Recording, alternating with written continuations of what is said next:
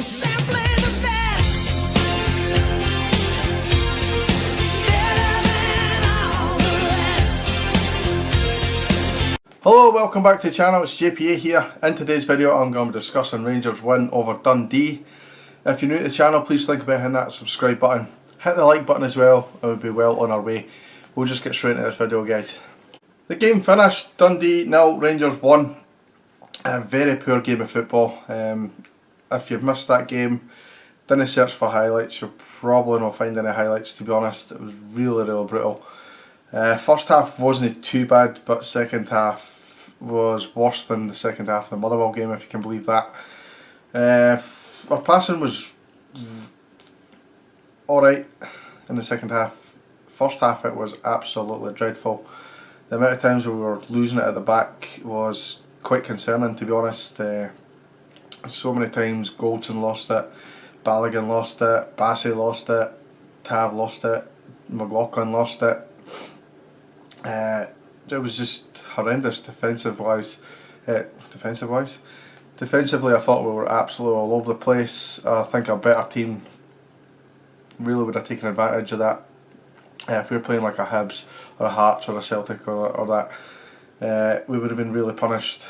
I think we got lucky with the fact Dundee just aren't they great goal scorers, to be honest. I do like a point that Bob put out in the WhatsApp, saying that if Cummins was on from the start and no Griffiths, he would have maybe taken a couple of the chances that they created in the first half. And the way I've been talking, and if you've not seen the game, you might think that Dundee played well and deserved maybe something out of the game. I don't think that's the case. They sat in for large periods of the game, and they did hit us a couple of times on the break, granted, but they didn't do anything to help the quality of the game. I don't think so. I don't think they deserved anything from the game. Goal came from Aribo on the 16th minute. It was a good wee bit of intricate play on the edge of the box. Alfie found Aribo with a nice wee flick on the edge of the area, and Aribo inside the box, makes no mistake, puts it past the goalkeeper. Really tidy finish, good move, and a great goal. And you're thinking, right, let's do what we've done against Motherwell and sit in on this and make it difficult for ourselves, and that's exactly what we've done.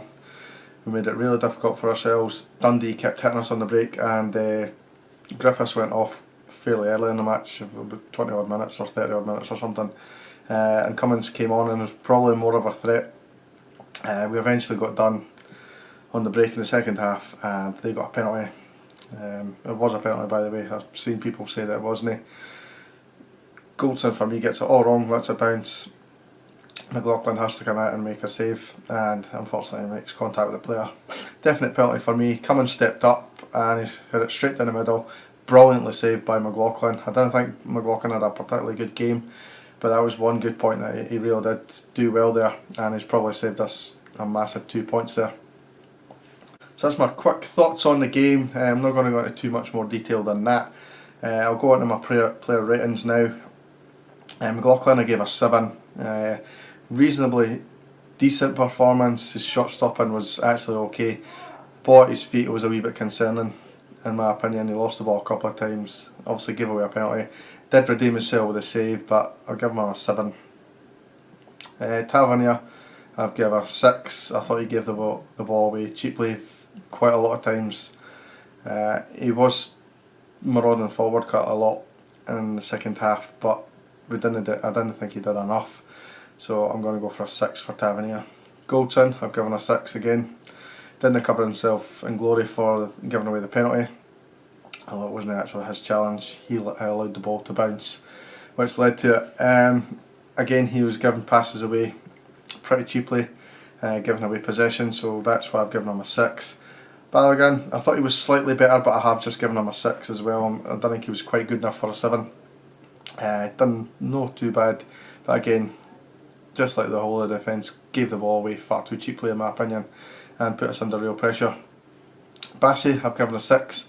Now going forward he was pretty good, but defensively, as I said, the whole back four, even the goalkeeper actually, gave the ball away a number of times, so that's why I've given him a 6. Lundstrom, I gave him a solid 8. I thought he was man of the match for me. I thought he was great throughout. He took on the Davis role very, very well. He was always there, he was always available, looking for a pass, and he controlled the midfield very well.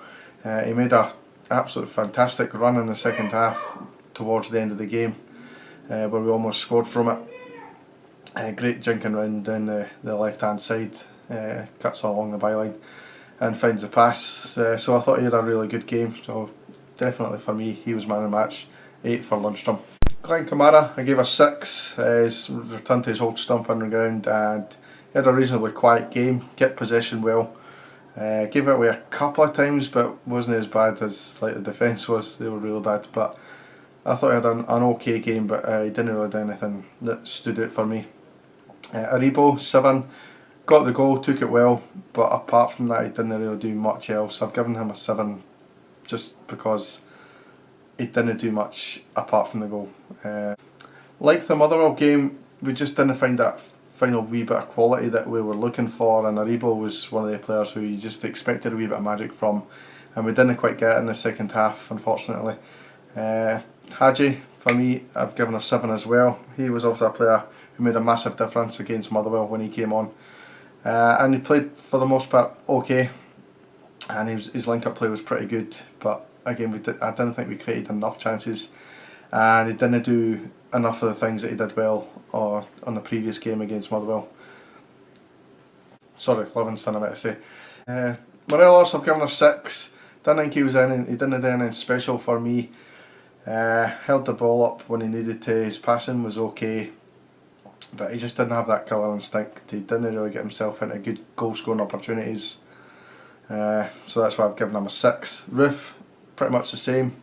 Now he did get into a couple of decent opportunities. He did try an audacious chip for the halfway line towards the end of the game, which didn't quite come off, but apart from that he didn't really do enough for me, so that's why I've given him a 6.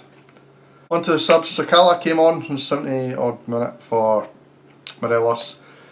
I've given him a 5. He was full of running, tried to make things happen, but probably just I think maybe the game had petered out by that point, and it was more of a case of Dundee trying to come in back into the game at that point. Same with Scott Wright. Scott Wright came on no long after him, and he tried to do things, didn't quite work for him, and again we were more defending than actually going forward and creating opportunities at that point, so Wright wasn't really effective. Bakuna came on, I gave him a 6. I thought he was slightly better than the other 2 subs. He looks like a good find. He's not quite settled into the team. I think he'll maybe do a lunchtime and take maybe 3 or 4 games, maybe even 4 or 5 to settle in, but I think there's definitely a player in there and he looks like an exciting prospect for me. Worked really hard and I give him a solid 6. So that's the video pretty much done, guys. I don't want to rattle on too long. I'll let you enjoy your Saturday night. Thank you very much for watching the video. Please, as I say, subscribe if you're new. Hopefully you like these videos, and I'll see you in the next video. Cheers, guys.